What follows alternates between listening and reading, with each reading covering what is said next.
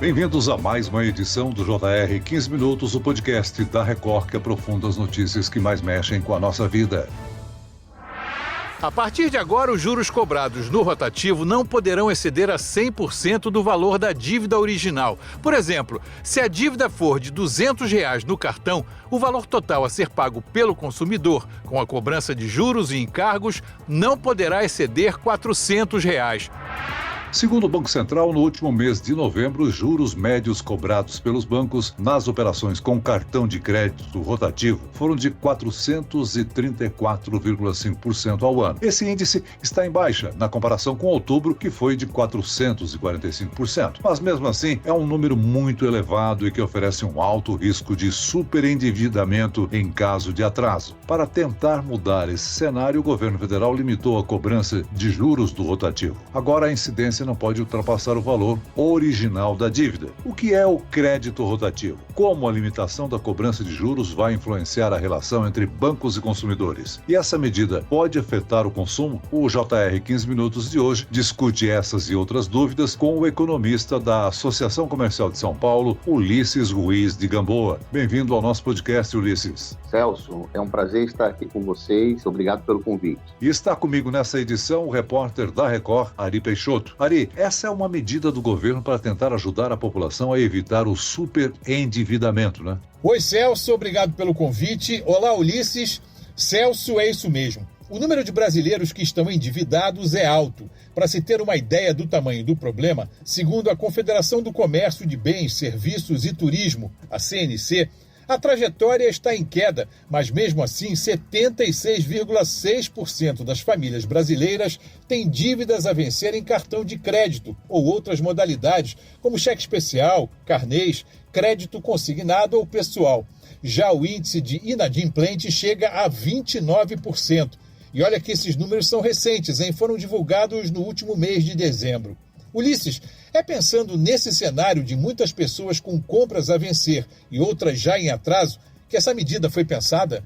Bem, a medida objetiva solucionar o problema dos juros de cartão de crédito, que são os mais elevados, é o produto de crédito com mais inadimplência e também, até por esse motivo, aquele que também tem os juros mais elevados. Mas, naturalmente, reconhecemos que os juros normais são muito altos, mas nos preocupa um pouco essa limitação dos juros no sentido de ter como efeito uma redução da oferta de crédito. A limitação dos juros do rotativo foi incluída na lei do programa Desenrola Brasil. Por que para o governo federal é importante que menos pessoas estejam com o chamado nome sujo? Porque as pessoas com nome sujo, elas deixam de ser sujeitos de crédito, elas deixam de acessar o crédito, e isso evidentemente prejudica a evolução do consumo das famílias e a evolução da própria atividade econômica. Então, naturalmente, que qualquer governo quer que a atividade econômica se expanda ao máximo possível, e essa falta de acesso ao crédito pode ser uma limitação importante.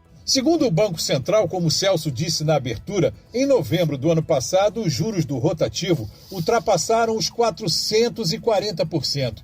Ulisses, nesse cenário, em caso de atraso, é praticamente impossível evitar um superendividamento? Termina virando uma bola de neve, né? Os juros realmente são muito elevados e realmente se a pessoa tem algum problema e não consegue efetuar o pagamento, a dívida termina ficando até impagável. Então, nesse sentido, como eu disse, nós reconhecemos, claro, que todo mundo reconhece que a taxa de juros normal, anterior a essa normativa do Conselho Monetário Nacional, era uma taxa muito elevada. Mas a redução dos juros, apesar de desejável, a forma como ela está sendo feita significa praticamente um tabelamento de preço. Então, o que acontece quando você tabela o preço da carne, por exemplo? Você vai aumentar a procura, mas você vai reduzir a oferta. Então, a nossa preocupação, em primeiro lugar, é com uma possível redução de oferta de crédito como uma reação dos bancos a esse tabelamento de preço. E, em segundo lugar, existe aí uma iniciativa da Federação dos Bancos de tentar limitar as compras parceladas. E isso, do ponto de vista do comércio, é muito preocupante, porque o comércio depende muito dessas compras no parcelado sem juros. Agora, Ulisses, o que caracteriza um superendividamento? Superendividamento ocorre quando a pessoa se endivida para além da sua capacidade de pagamento. Então, se o endividamento, os juros e o endividamento como um todo crescem mais do que a renda da pessoa, essa pessoa está numa situação de superendividamento, uma situação de futura inadimplência. Agora, com a nova regra, a incidência de juros não pode ultrapassar o valor real da dívida. Isso vai permitir que o consumidor que está com a fatura em atraso possa sair do vermelho? Ou seja, os juros de no máximo 100% são viáveis? Também estamos falando de juros muito elevados. Quer dizer, lógico, se a gente comparar com a situação anterior em que os juros ultrapassavam os 400%, é uma carga de juros muito menor. Mas uma carga de 100% equivale a quase juros de 10% mensais, um pouco menos, mas se a gente fizer o cálculo, a gente está falando de juros mensais de 8% a quase 9%, né, para dar esses 100% anuais. Então, ainda assim, é um patamar muito elevado, porque o Brasil tem muitos problemas no mercado de crédito. Um dos principais é a falta de concorrência, que leva os juros a esse patamar estratosférico. Ulisses, mas esse índice vale para todas as dívidas ou existe algum recorte de tempo? A disposição é para o rotativo do cartão de crédito, ou seja, se a pessoa não pagar a fatura e não conseguir pagar a fatura do cartão de crédito, tá bem estipulado isso aí, os juros incidentes não podem ultrapassar os 100% da dívida. Então, se eu estou devendo 1.000, a minha dívida total não pode ser maior do que 2.000 se eu não pago a fatura do cartão, nem o pagamento mínimo. E uma outra medida, Ulisses, essa adotada pelo Banco Central, também foca no orçamento e também no comportamento do consumidor. A partir de julho, os bancos aí deverão orientar sobre educação financeira os clientes que pedirem empréstimo ou financiamento. É mais uma iniciativa para reduzir o endividamento? Uma iniciativa positiva, né? Porque principalmente aquelas pessoas que nunca tiveram acesso a cartão de crédito, a cheque especial, a linhas de crédito de curto prazo, podem realmente se complicar, não fazer as contas, principalmente quando a pessoa tem uma série de parcelamentos aí no cartão de crédito. Então, a educação financeira é sempre muito importante e, naturalmente, que ela entra também como uma das causas aí da inadimplência. Não é a única causa, mas falta de educação financeira, falta de compreensão sobre o que significa pagar juros, o que se tratam os juros, eu acho que é uma das causas importantes e deve ser combatida a partir dessas iniciativas de aumento da educação financeira. Agora, conversar sobre esse tema é importante, né? Falta um pouco de consciência financeira, organização e planejamento para parte da população? Falta, e acho que também, muitas vezes, tende a faltar uma melhor avaliação por parte das instituições financeiras que oferecem cartão. Seria muito importante também que se fizesse uma avaliação mais cuidadosa na hora de oferecer cartões de crédito, porque muitas vezes essas instituições têm metas de oferecer cartão, oferecer linhas de crédito e podem terminar oferecendo para aquelas pessoas que não terão uma capacidade de pagamento relativamente elevada no futuro. Então, eu acho que tanto melhorar a educação financeira das pessoas, das famílias, dos indivíduos que recebem o cartão de crédito e as linhas de crédito, mas também, de parte das instituições financeiras, melhorar a avaliação desse crédito na hora de oferecer cartões e outras linhas. E também inserir esses assuntos cedo nas escolas pode ajudar a formar aí uma sociedade mais consciente com relação às finanças, né, Luiz? Com certeza, isso é muito positivo. A nossa geração, Celso, foi muito prejudicada pela inflação muito alta. Praticamente a gente não tinha mercado financeiro.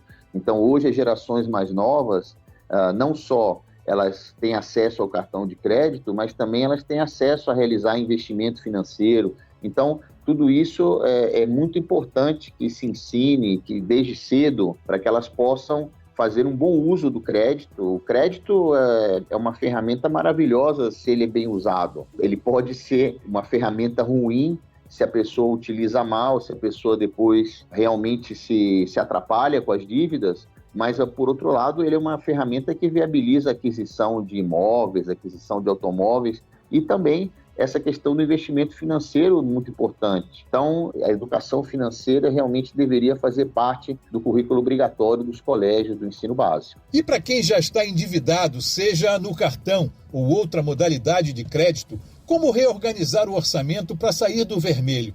Quais são os primeiros passos para isso? A primeira coisa que a pessoa deveria fazer é dividir as suas despesas, aquelas despesas que são obrigatórias, sei lá, pagar a parcela do imóvel ou do veículo, e aquelas despesas que não são obrigatórias e que podem ser diminuídas ou cortadas. Esse seria o primeiro passo que eu recomendaria. O segundo passo é tentar, se a pessoa não está em condições, por exemplo, voltando aqui ao cartão de crédito, de pagar o cartão de crédito, tentar pagar essa dívida com outro tipo de financiamento mais barato, ou seja, trocar dívidas caras por dívidas mais baratas. Isso também é algo que seria muito aconselhável quando a pessoa, como você disse, está no vermelho. Então, dividir as despesas entre aquelas que são obrigatórias e as não obrigatórias, focar na redução das despesas não obrigatórias e tentar substituir o endividamento caro pelo endividamento barato para que a pessoa viabilize o pagamento dessas dívidas. Quando a pessoa tem várias dívidas, o importante é concentrar todas elas num único contrato de empréstimo. Essa é uma alternativa viável, né? Ou é melhor ir pagando aos poucos, tirando do orçamento mensal? Olha, eu acho que a concentração ela é mais prática, né? A pessoa concentra as dívidas numa só que aí existe um risco muito grande. Isso acontece muito com as pessoas que pedem consignado. Então, a pessoa pede o crédito consignado, aquelas pessoas que são elitistas, pedem um consignado, pagam as dívidas, mas qual é o perigo disso? Você concentra e você administra melhor tendo uma só dívida para pagar. Mas o perigo disso é a pessoa voltar a se endividar nos cartões, no cheque especial, nos outros produtos que ela quitou a dívida com o consignado, porque aí a pessoa passa a ficar com a dívida do consignado muitas vezes e com várias outras dívidas. Então, eu acho que a concentração em uma só dívida, ela é positiva, mas a pessoa tem que ter cuidado para não voltar a cair num endividamento múltiplo. Falando em cuidado, Ulisses, como já falamos, a partir de julho, os bancos é que vão orientar os clientes que contratarem operações de crédito.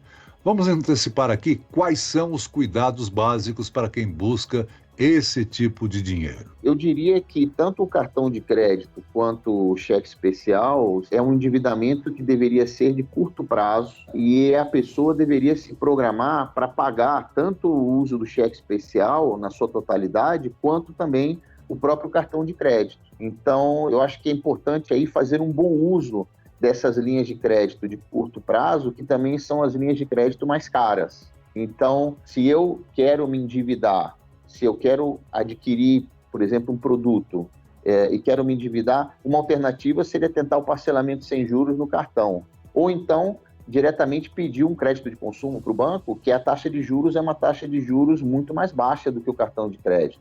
Então, ter cuidado ao usar linhas de crédito, como eu disse, como o cartão de crédito e o cheque especial, que são linhas muito mais caras que outras. Então, se eu vou fazer uso do cartão de crédito, então eu vou tentar parcelar e não pagar juros e tentar sempre pagar a fatura completa do cartão ou pagar a utilização completa do cheque especial, para a pessoa, então, minimizar pagamento de juros. Várias entidades empresariais manifestaram preocupação com relação à limitação do crédito do cartão de crédito, né? Você já citou que nós temos pouca concorrência nessa área.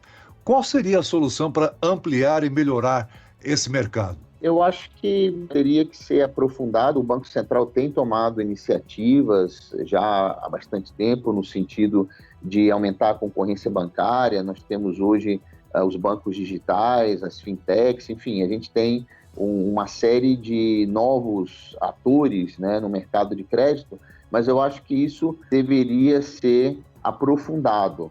O Brasil tem o 8º mercado consumidor do mundo, então eu iria até um pouco mais longe. Eu diria que a gente deveria abrir até mais para uma concorrência internacional. Existem muitas barreiras para que bancos estrangeiros entrem no Brasil. Um banco estrangeiro tem que adquirir um banco brasileiro. Isso devia ser eliminado. A gente deveria abrir realmente o nosso mercado de crédito, internacionalizar o nosso mercado de crédito, com isso aumentar a concorrência e, como consequência, ter crédito mais barato. Muito bem, nós chegamos ao fim desta edição do 15 Minutos. Eu quero aqui agradecer a participação e as informações do economista da Associação Comercial de São Paulo, Ulisses Ruiz de Gamboa. Obrigado, Ulisses. Celso, eu que agradeço o convite, um abraço a todos e um excelente 2024. E também agradeço a presença do repórter da Record, Ari Peixoto. Obrigado, Ari. Obrigado a você, Celso. Um grande abraço. Até a próxima. Esse podcast contou com a produção de David Bezerra e dos estagiários Fernando Russo e Isabela Santos. Sonoplastia de Marcos Vinícius. Coordenação de conteúdo, Edivaldo Nunes e Deni Almeida. Direção editorial, Tiago Contreira. Vice-presidente de jornalismo, Antônio Guerreiro. Você pode acompanhar o JR 15 Minutos no portal r7.com, nas redes sociais do Jornal da Record e nas principais plataformas de streaming. Eu, Celso Freitas, te aguardo no próximo episódio. Até amanhã.